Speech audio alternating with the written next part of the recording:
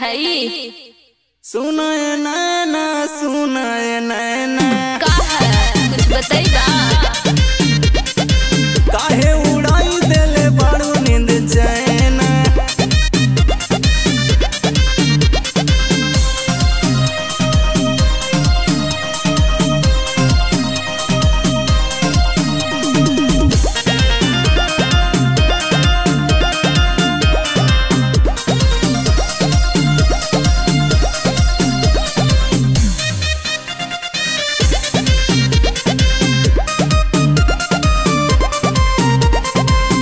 सुतला में तोहरा सपना सतावेला। बोला काहे ऐसन होला रोज। अच्छा कॉलेज से छूटल बन जाही यहाँ से गोरिया। का भई चाहतानी तबह से बियो। भाई मोर जान जइहे रहा तानी बच के हो। रोज बतियाई बोले है पानी फोन टच के हो। जाई से पहले देगा कुछ तो बिछल बा बिछैना। आहिरे दादा जान ले बा का हो। सुनाए नैना सुनाए नैना का है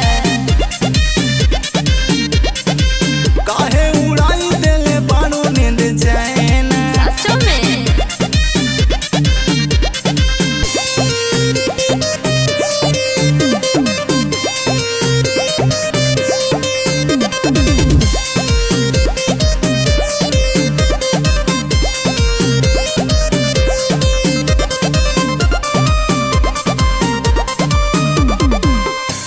काहे मनोजा वाके पीछा वा घुमावेलू।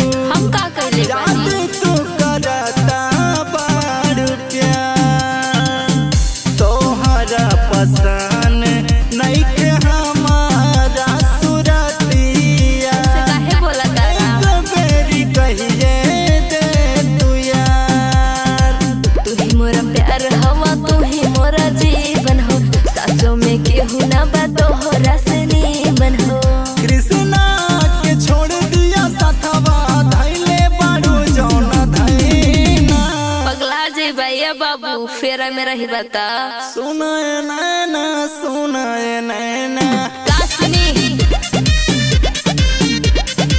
काहे उड़ाई देले बारू नींद चैन। हर में जा दिमाग खराब कैले बाड़ा। आपका जान ले बुका।